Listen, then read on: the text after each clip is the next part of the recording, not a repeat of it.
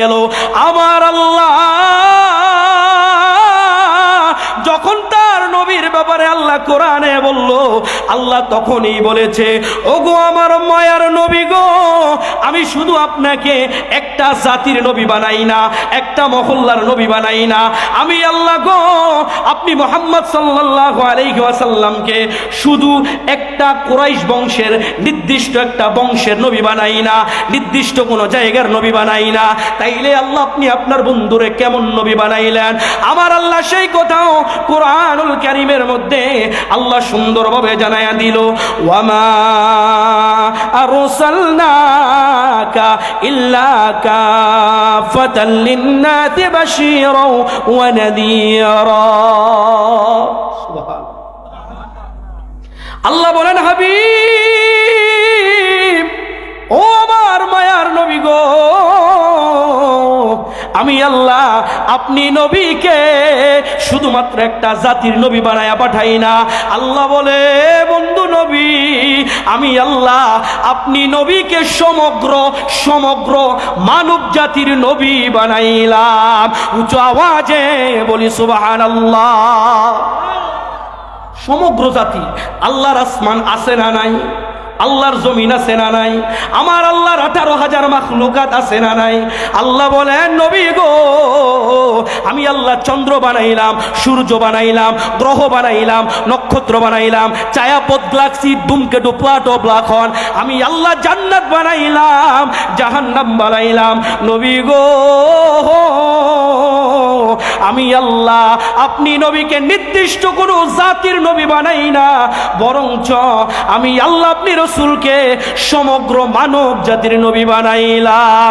জবানটা ডাকলে বলি সুবহানাল্লাহ। সমগ্র মানব জাতির নবী আল্লাহ তার রাসূলকে বানাইছে, পড়ি সুবহানাল্লাহ। শুধু তাই নয়, আমার আল্লাহ কোরআনুল কারীমে সূরা ইনশিরার মধ্যে আল্লাহ জানায়া দিল, আমি কিচ্ছা কাহিনী বলবার জন্য আসি না, যতটুক আলোচনা করব কোরআন হাদিস সম্পর্কে আলোচনা করব। আপনারা আছেন না গেছেন? কি আপনারা কি আমার রাইখা চলে যাবেন? মেহমান দাওয়াত দিয়া মেজবান যদি চলে যায়, তাইলে এটা কি ভালো দেখাইলো না খারাপ দেখাইলো? এটা কি ভালো না খারাপ? সম্মানিত হাজিরিন, আমার আল্লাহ কোরআনুল কারীমে সূরা ইনশিরার মধ্যে আল্লাহ জানায়া দেয়, ওগো মায়ার নবী গো, আমি আল্লাহ আপনি নবীকে কেমন নবী বানাইলাম জানেননি? আল্লাহ কেমন নবী বানাইলেন আল্লাহ সূরা ইনশিরার মধ্যে জানায়া দেয়, ওয়া রাফা'না লাকা যিকরাক। নবী আমার, আমি আল্লাহ আপনি নবীর শান, আপনি নবীর মান আমি আল্লাহ নিজে সমুন্নত করেছি।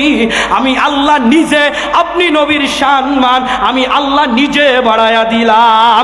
উচ্চ আওয়াজে বলি ইয়া রাসূলুল্লাহ। তাইলে রাসূলের শান বাড়াইলো কে? আরো জোরে বলি কে? সম্মানিত হাজিরিন, আমার আপনার মতো 2 টাকার মানুষ যদি রাসূলুল্লাহর শান কমাইতে চায়, আমার আপনার মতো 2 টাকার বক্তা যদি রাসূলুল্লাহর শান কমাইতে চায়, বলেন তো রাসূলুল্লাহর কিঞ্চি পরিমাণ শান কি কখনো কমবে? সামান্য পরিমাণ সম্মান কি কমবে? আমি আপনি যদি রাসূলকে সালাম না দেই, আমি আপনি যদি নবীর বিরোধিতা করি রে, আমার নবীর কিচ্ছু হইবে না। কেননা আল্লাহ কোরআনে বলে দিয়েছে, ওয়া রাফা'না লাকা যিকরাক। বন্ধু আমার, আমি আল্লাহ নিজে আপনার শান বাড়ায়া দিলাম। তাইলে আল্লাহ যদি রাসূলের শান বাড়ায়, আমার মতো মানুষ যদি রাসূলের শান সারাদিন বলতে থাকি, রাসূলের 1 জাররা পরিমাণ শান বাড়বেও না, 1 জাররা পরিমাণ শান কমবেও না। আমার আল্লাহ তার রাসূলকে যেমন শান দিয়েছে সেই শানই থাকবে। সুবহানাল্লাহ।